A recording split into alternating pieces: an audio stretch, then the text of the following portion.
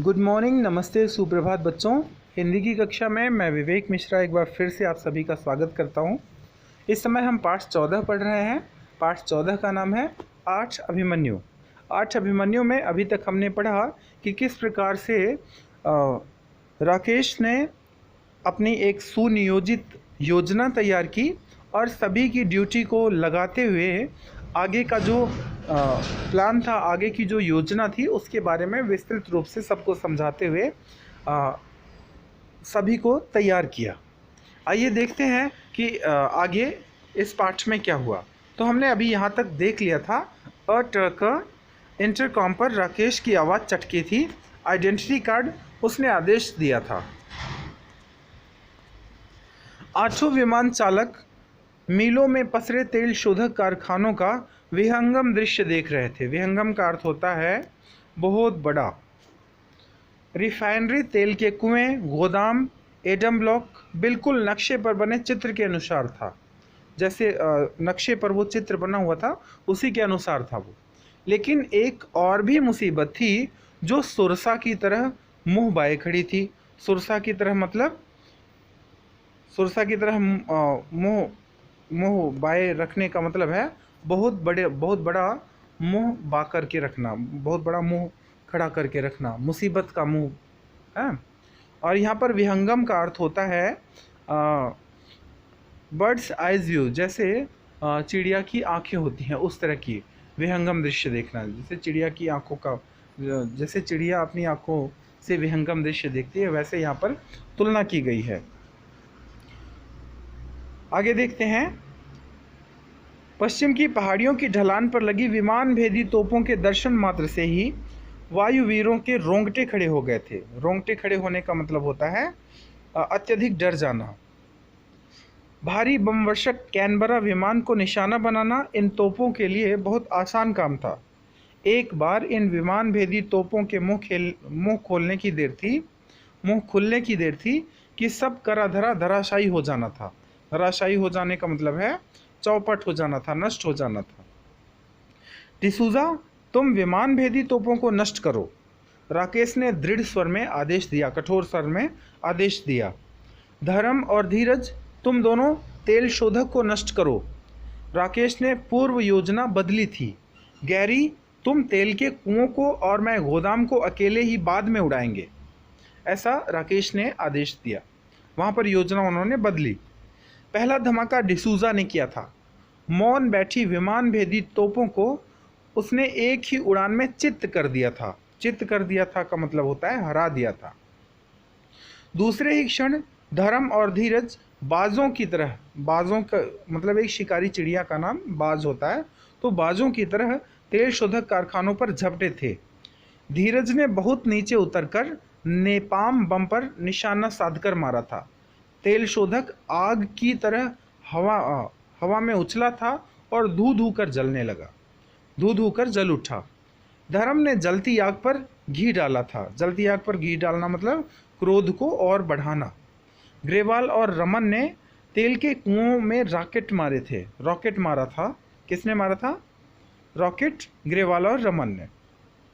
आग की लंबी मीनारों की तरह अटखेलियाँ करता राकेश, अटखेलियाँ मतलब कर्तव्य करना, कर्तव्य दिखाना, तो अटखेलियाँ करता राकेश अपने साथियों के किए इस कमाल को देख रहा था। सारा आसमां आग की लाल लपटों से भरा था। तेल शोधक कारखाना अब पूरी तरह से धू धू कर जल रहा था। अटक शहर भी अब सो नहीं रहा था। लोग घरों से बाहर आकर इस भयानक दृश्य को देख रहे थे, चकित और भ्रमित होकर। सही अवसर आया देख राकेश ने गोदाम पर नेपाम बम फेंका। राकेश के नेतृत्व में, राकेश की अगुवाई में आठों वायुवीर एक टोली, एकजुट, एक बंधी मुट्ठी की तरह भारत की ओर उड़ रहे थे। एक दूसरे की सुरक्षा, एक दूसरे के सुख दुख, एक दूसरे की सुरक्षा, एक दूसरे के दुख सुख और एक दूसरे का हित अहित हर किसी के दिमाग में था, हर किसी के दिमाग में था। अटक के तेल शोधक कारखाने के जलने की खबर पूरे पाकिस्तान में आग की लपटों की तरह फैली थी। चक्रव्यूह भेद कर जिंदा जाते आठों अभिमन्युओं का वध करने के लिए हर संभव हथियार आसमान की ओर तन गया था। तो उनकी तरफ से भी पूरी तैयारी हो गई थी कि जिन्होंने इस तेल शोधक कारखाने को नष्ट किया है हम उसे छोड़ेंगे नहीं, हम उसे बख्शेंगे नहीं। तो उन्होंने भी अपनी पूरी योजना तैयार की कि जिन्होंने भी इसे नष्ट किया है हम भी उसे नष्ट कर देंगे। हे भगवान, राकेश के मुंह से अनायास ही निकला था। उसका विमान कांपा था। दाईं ओर एक पलोटी खाकर पलट करके फिर सीधा हुआ था। अब और नीचे की ओर जा रहा था। राकेश के होश उड़ गए थे। धामी के विमान से भी धुआं निकलता दिखाई दिया था और रमन के विमान का तो रडार ही उड़ गया था। चक्रव्यूह से बाहर आए इन 8 अभिमन्युओं को अब 18 महारथियों ने घेर लिया था। पाकिस्तान सेबर विमान पूर्ण रोष के साथ इन पर बाज की तरह झपट पड़े थे। ग्रेवाल की ओर बढ़ते सेबर जेट को धिंगड़ा ने धर पछाड़ा था।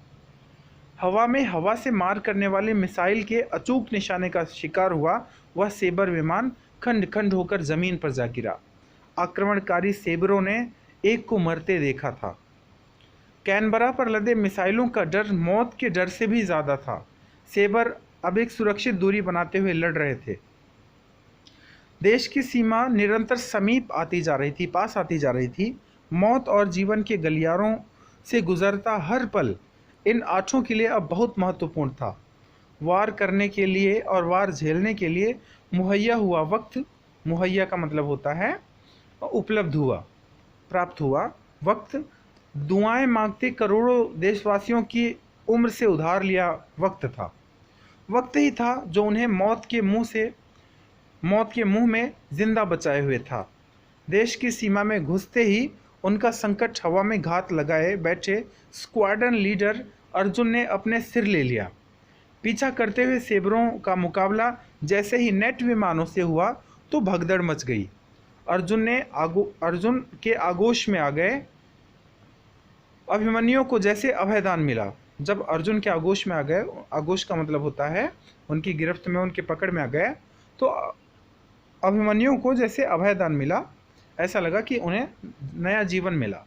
हवाई पट्टी पर खड़े 8 क्षतिग्रस्त कैनबरा विमानों को देखकर हर किसी को आश्चर्य हुआ था।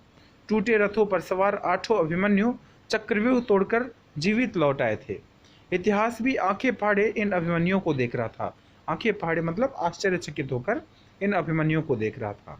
मेजर कृपाल वर्मा ने ये प्रस्तुति दी है और उन्होंने यह बताया है कि 8 अभिमन्युओं ने किस प्रकार वीरतापूर्वक जो है पाकिस्तान के तेल शोधक कारखाने को न केवल नष्ट किया बल्कि सुरक्षित भारत की सीमा में भी लौटाए। तो आशा करता हूँ कि यह पाठ आपको अच्छी तरह से समझ में आया होगा। बारी आपकी है। इस पाठ से संबंधित कठिन शब्द और शब्दार्थ आप अपनी उत्तर पुस्तिका में लिखेंगे। वीडियो के तीसरे भाग में इस पाठ से संबंधित प्रश्नोत्तर के साथ एक बार फिर से मैं आप सभी के समक्ष उपस्थित होऊंगा। धन्यवाद। आपका दिन शुभ और मंगलमय हो।